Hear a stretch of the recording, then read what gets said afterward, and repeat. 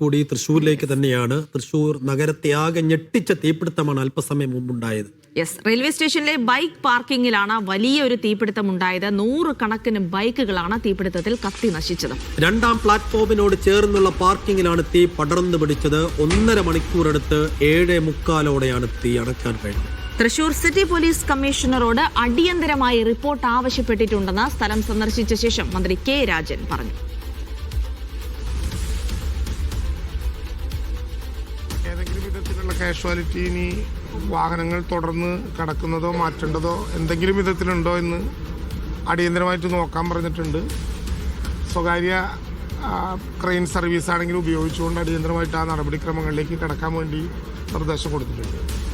ഇവിടെ വന്നപ്പോൾ കൗൺസിലർമാരും നിങ്ങളുടെ മാധ്യമപ്രവർത്തകരും ഇവിടെ ഉണ്ടായിരുന്ന ആളുകളും ഒക്കെ കേൾക്കുമ്പോൾ ഏതാണ്ട് 6:30 മണിക്ക് ശേഷമായിരിക്കും, 6:30യോട് തുടർന്നായിരിക്കും ഇതുണ്ടായിട്ടുള്ളത് എന്നാണ് കരുതേണ്ടത്. കാരണം 6:30 മണിക്ക് ടിക്കറ്റ് എടുത്ത ഒരാൾ കൂടി ഇതിനകത്തുണ്ടായിരുന്നു എന്ന് പറഞ്ഞു. യഥാർത്ഥത്തിൽ ഇതിൻ്റെ പിൻ പോയിന്റ് എന്താണെന്ന് മനസ്സിലായിട്ടില്ല. പല വിധത്തിലുള്ള അഭിപ്രായങ്ങൾ ഉയർന്നു വരുന്നുണ്ട്.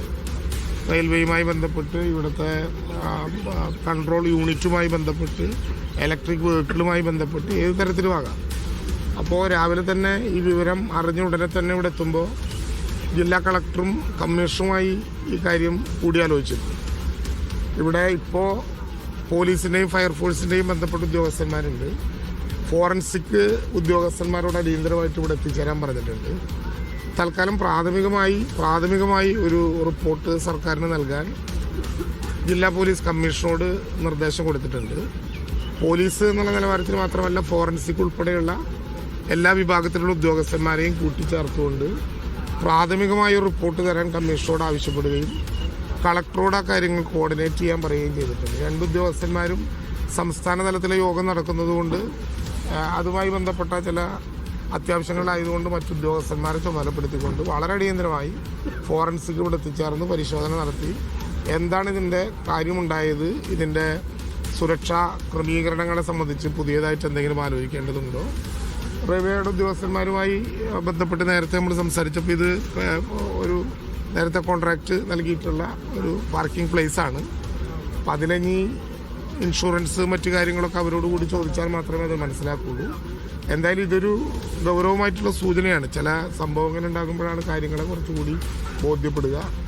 ഇപ്പോഴത്തെ അറിവനുസരിച്ച് ഇതല്ലാതെ മറ്റപകടങ്ങൾ ഉണ്ടായിട്ടില്ല എന്നാണ് മനസ്സിലാക്കാൻ കഴിഞ്ഞത്. എന്തായാലും ക്രെയിൻ കൊണ്ടുവന്നിട്ട് ഈ ഷീറ്റുകൾ അടിയന്തരമായിട്ട് ഒന്ന് മാറ്റാനും പ്രാഥമികമായി ചെയ്യേണ്ട മറ്റു കാര്യങ്ങൾ നടത്താനും വേണ്ടിയിട്ടുള്ള നിർദ്ദേശങ്ങൾ നൽകിയിട്ടുണ്ട്.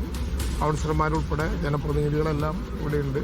ബന്ധപ്പെട്ട ഉദ്യോഗസ്ഥന്മാരും എത്തിച്ചേർന്നിട്ടുണ്ട്. എന്തായാലും ഈ പ്രവർത്തനം തുടരുകയാണ്. ഭാഗ്യത്തിന് കുറഞ്ഞ നേരം കൊണ്ട് തീയണക്കാനായി എന്നുള്ളതാണ് പ്രാഥമികമായി നമുക്ക് ഉള്ള ഒരാശ്വാസം. അത് ആശ്വാസമാണെങ്കിൽ പോലും എന്താണ് ഇതിൻ്റെ പ്രഭവ കേന്ദ്രമെന്നും എങ്ങനെയാണ് ഇതിൻ്റെ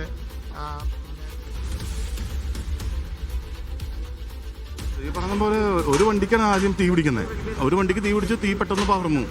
ആ തീ വരുന്ന സോരടാ പെട്ടെന്ന് വയസ്സ് അപ്പോൾ ഒരു വണ്ടിക്ക് തീ പിടിച്ച് പകർന്ന സമയത്ത് അപ്പം തന്നെ എന്തെങ്കിലും ഒരു എക്സിക്യൂഷൻ എന്തെങ്കിലും സാധനങ്ങൾ അവർക്ക് തീർക്കാനായിട്ട് എന്തെങ്കിലും ഫയറിൻ്റെ സാമഗ്രികൾ ഉണ്ടായിരുന്നെങ്കിൽ അത് ഉപയോഗിച്ച് കെടുത്തിയിരുന്നെങ്കിൽ അത് കെട്ടുപോകേണ്ട ഒരു അവസ്ഥയാണ്. ആ സമയം കൊണ്ട് 1 മിനിറ്റ് കൊണ്ട് അടുത്ത ബൈക്കിലേക്ക് പകർന്നു. പിന്നെ നെക്സ്റ്റ് പറഞ്ഞ സമയം കൊണ്ട് തന്നെ അടുത്തടുത്ത ബൈക്കുകളിൽ പെട്ടെന്ന് തീ പകരുകയും പൊട്ടിത്തെറിക്കുകയും ചെയ്യാം. അടുത്തേക്ക് പോലും ആർക്കും എടുക്കാൻ പറ്റുന്നില്ല. അവരവസ്ഥയായിരുന്നു. ഞാൻ നേരെ മുമ്പിലേക്ക് ഉണ്ടായിരുന്നു, പ്ലാറ്റ്ഫോമിലേക്ക് ഉണ്ട്. അത് കഴിഞ്ഞ് ഞാനാണോ പോലീസിനെ വിളിച്ചറിയിച്ചു. അപ്പോൾ അവർ അറിഞ്ഞിട്ടുണ്ടായിരുന്നു. ഫയർഫോഴ്സും എല്ലാവരും എത്തി. പക്ഷെ എത്തിയിട്ട് ഒരു അടുത്തേക്ക് വരാൻ പറ്റണ്ടേ. അതുപോലെ തീയാണ്. ഫയർഫോഴ്സും പൊട്ടിത്തെറിക്കുകയാണ്. ടാങ്കുകളെല്ലാം പൊട്ടിത്തെറിച്ച് ചെയ്യുകയാണല്ലോ. അങ്ങനെയാണ് സംഭവിക്കുന്നത്. ഞാൻ എറണാകുളം പോകാനായിട്ടാണ് 6:33 ടിക്കറ്റ് എടുക്കുന്നത്. കടന്ന് 6:35 ഏറ്റവും കൂടിയ ആ ടൈമിലാണ് തീപിടുത്തം ഉണ്ടാകുന്നത്. ഇവിടെ അപ്പൊ തന്നെ ഫയർഫോഴ്സ് എത്തുകയൊക്കെ ചെയ്തു. 5 മിനിറ്റിനുള്ളിൽ ഫയർഫോഴ്സ് എത്തി. അത്ര തന്നെ 5 മിനിറ്റ് ഏറ്റവും കൂടിയ അതിനെത്തി. പക്ഷെ അവർക്കും അവരുടെ പരിമിതി ഉണ്ടല്ലോ. കണ്ട കാഴ്ച ഭയാനകമായ കാഴ്ചയായിരുന്നു. കാരണം അതുപോലെ തീ പൊട്ടിത്തെറിക്കുമല്ലേ. ടാങ്കുകൾ പൊട്ടി തീ അങ്ങനെ മുകളിലേക്ക് പോകുമായിരുന്നു. അടുത്തേക്കൊന്നും കാണാൻ പറ്റില്ല. അതുപോലെ കറുത്ത പുകയും തീയുമായിട്ട് അത്രയും ഭയങ്കരതായിരുന്നു എല്ലാം കൂടി തീ. അത് ഒരു പ്രത്യേക സാധനമായിരുന്നു. എന്തായാലും ഭാഗ്യത്തിന് ആൾക്കാർക്കൊന്നും സംഭവിച്ചില്ല. അതൊരു ഏറ്റവും വലിയ ഭാഗ്യം. സുമനേട്ടൻ പോയി അറിഞ്ഞു. സുമനേട്ടൻ വന്നു. കൗൺസിലറാണ് അടുത്ത പെട്ടെന്നെത്തി. എന്തായി നിങ്ങൾ പൊതുപ്രവർത്തനം കൂടിയാണല്ലോ, എന്താ ഇവിടുത്തെ ഈ സംഭവങ്ങളുടെ ഒരു പൊതുസ്ഥിതി എന്താണ്? ഇവിടെ ഇത്രയധികം വാഹനങ്ങൾ പാർക്ക് ചെയ്യുമ്പോൾ എന്താ സ്ഥിതി എന്ന് വെച്ച് കഴിഞ്ഞാൽ ഇത് എങ്ങനെയാണ് ഈ തീ പടർന്നതെന്നും യാതൊരു ധാരണയില്ല. ഇതിങ്ങനെ വലിയ രീതിയിലൊരു തീ കത്തുന്നതായിട്ട് ആളുകൾ വിളിച്ചു പറയുമ്പോഴാണ് നമ്മളെല്ലാവരും ഇവിടെ എത്തുന്നത്. പക്ഷേ ഇതൊരു ഭയാനകമായ ഒരു സംഭവം തന്നെയാണ്. എന്താ വെച്ചാൽ ഒരു ബൈക്ക് പോലും അവസാനം ഒന്നും തന്നെ ഇല്ലാത്തൊരവസ്ഥയാണ്. ഇതിൽ വേറെ ഒരു ജീവഹാനിയൊന്നും സംഭവിച്ചിട്ടില്ല എന്നതാണ് നമുക്കൊരു ആശ്വാസം. യെസ്, അപ്പോൾ തൃശ്ശൂരിൽ നിലവിൽ എന്താണ് സ്ഥിതി? തീ നിയന്ത്രണ വിധേയമാക്കിയിട്ടുണ്ട്. മറ്റു വിവരങ്ങൾ കൂടി അറിയേണ്ടതുണ്ട്. നടരാജ് പരശുരാം വിവരങ്ങൾ നൽകും. നടരാജ്, തീ പൂർണ്ണമായും നിയന്ത്രണ വിധേയമാക്കി, ആളപായമില്ല എന്നുള്ളത് തന്നെയാണ് വലിയ ആശ്വാസ വാർത്ത. അതിനപ്പുറത്തേക്ക് എന്തൊക്കെ നാശനഷ്ടങ്ങൾ ഉണ്ടായി, എങ്ങനെയാണ് തീപിടുത്തം തുടങ്ങിയ വിവരങ്ങളൊക്കെ ലഭിക്കുന്നുണ്ടോ? ജിൽസി, തൃശൂർ റെയിൽവേ സ്റ്റേഷന് പുറകുവശത്തുള്ള പാർക്കിംഗ് ഏരിയയിൽ ഇന്ന് പുലർച്ചെ 6:30 തീപിടുത്തമുണ്ടായത്. ആദ്യം 2-3 വാഹനങ്ങളിലേക്ക് തീ പടരുന്നത് നാട്ടുകാർ കണ്ടു. അതിനുശേഷം പോലീസിനെയൊക്കെ വിവരം അറിയിക്കുകയായിരുന്നു. പെട്ടെന്ന് തീ ആളിപ്പടരുകയായിരുന്നു. ദൃശ്യങ്ങളിൽ കാണുന്നത് പുറകുവശത്തു നിന്നുള്ള ഈ തീ കത്തിയ ഷെഡിൽ നിന്നുള്ള ദൃശ്യങ്ങളാണ്. നമുക്ക് പുറത്തുനിന്ന് ജസ്റ്റ് കാണിക്കാം. അത് പല സ്ഥലങ്ങളിലായി ബൈക്കുകളിലേക്ക് തീ ആളിപ്പടർന്നിരിക്കുന്നതാണ് ദൃശ്യങ്ങളിൽ കാണുന്നത്. 300ഓളം ബൈക്കുകൾക്കെങ്കിലും കുറഞ്ഞത് നാശനഷ്ടമുണ്ടായതായാണ് വിലയിരുത്തൽ. ഏതാണ്ട് 600-ലധികം ബൈക്കുകൾ പാർക്ക് ചെയ്യാൻ കപ്പാസിറ്റി ഉള്ള സ്ഥലമാണ്.